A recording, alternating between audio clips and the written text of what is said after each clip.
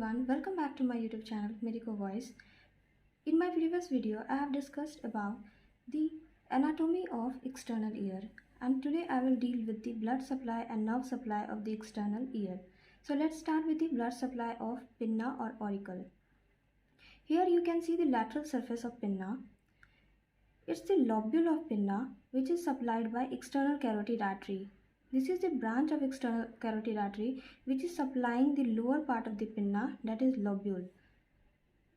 After that, there is a branch called posterior auricular artery which supplies the medial surface of pinna. It is the only artery, posterior auricular artery, which supplies the medial surface of pinna. Next one is maxillary artery, which also supplies some part of the pinna, and the next one is superficial temporal artery, which is also a branch of external carotid artery and supplies the upper part of the pinna like tragus, concha, antihelix, and many other parts that is present on the upper surface of the pinna. So to memorize these arteries, you can use the mnemonics as SAME, S-A-M-E. S stand for superficial temporal artery, A stand for auricle, that is the blood supply of auricle, and M stand for maxillary artery, E stand for external carotid artery. Now come to the nerve supply of auricle or pinna. Here you can see the lateral surface of pinna, and this is the medial surface of pinna. This is the lobules which is present in the lower part of pinna. Here is the auriculotemporal branch of fifth nerve, fifth cranial nerve, that is trigeminal nerve, which supply the concha and upper part of the pinna.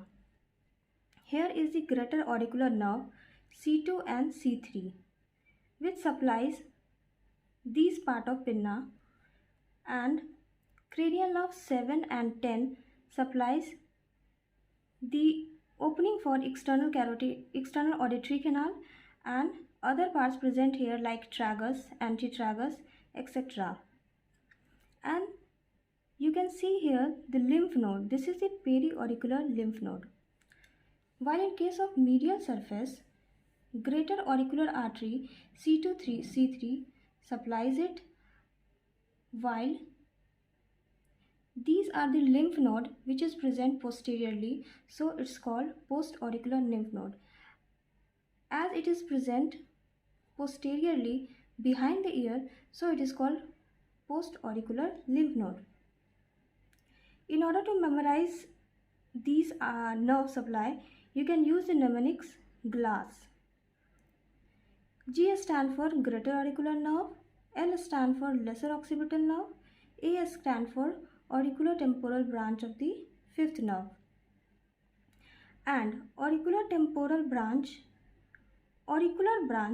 of vagus is also called Arnold's nerve.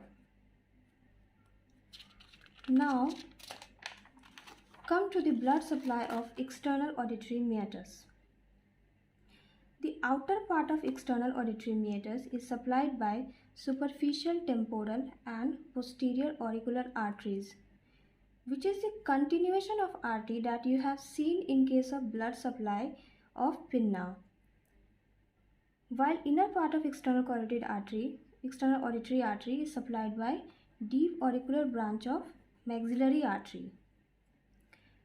Now in case of nerve supply, anterior wall and roof of the external auditory canal is supplied by auriculotemporal nerve, and posterior wall and floor of the external auditory meatus is supplied by auricular branch of vagus nerve, which is also called Arnold's nerve.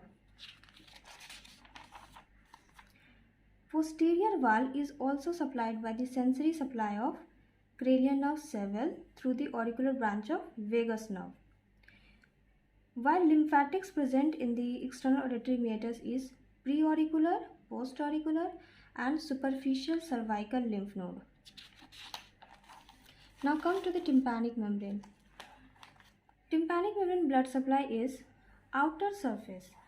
Outer surface of the tympanic membrane is supplied by auricular branch of maxillary artery, while inner part is supplied by anterior tympanic branch of maxillary artery.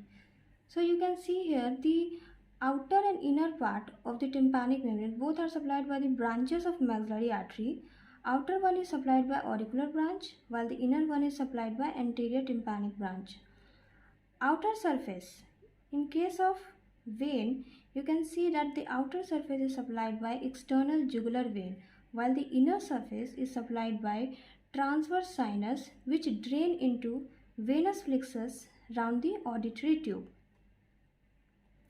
In case of nerve supply of tympanic membrane, anterior half of the lateral surface is supplied by auriculotemporal nerve which is a branch of trigeminal nerve, while the posterior half of lateral surface is supplied by auricular branch of vagus nerve, that is cranial nerve 10. And the medial surface of tympanic membrane is supplied by tympanic branch of glossopharyngeal nerve, that is cranial nerve 9, and it is also called Jacobson nerve. The tympanic branch of cranial nerve 9 is also called Jacobson nerve. To memorize these nerve supply, you can use the mnemonic TATA. T stand for tympanic branch of glossopharyngeal nerve, A stand for auricular branch of vagus nerve, and here T stand for tympanic membrane, that you are remembering the nerve supply of tympanic membrane. And again A stand for auriculotemporal nerve. Now come to this diagram. It's a diagram of tympanic membrane. You are seeing this is the posterior surface of tympanic membrane and this is the anterior surface of tympanic membrane. These two you are seeing are the ossicles of our ear. This is incus bone and this is malleus bone. You can see here that the loose structure present on the upper quadrant of the tympanic membrane is pars flaccida. This is a long process of incus. This is head of malleus and here you can see the handle of malleus. And these all large structure you are seeing, tense structure, is the pars tensa. Here a ring-like structure you can see is posterior canaliculus, which is present on the posterior surface of tympanic membrane, while on the anterior surface there will be anterior canaliculus. Now the most important thing is the course of facial nerve on the tympanic membrane. This is the facial nerve. Facial nerve starts from here and through the posterior canaliculus it runs over the tympanic membrane behind the long process of incus and above the handle of malleus and leaves through the anterior canaliculus. So this is the most important structure that we observe in the tympanic membrane is the facial nerve and cauda tympani. Cauda tympani is the further branching of facial nerve which hang like cord in the tympanic membrane. So in case of any traumatic or any kind of injury of the tympanic membrane, there is chances of exposure of facial nerve as well as cauda tympani.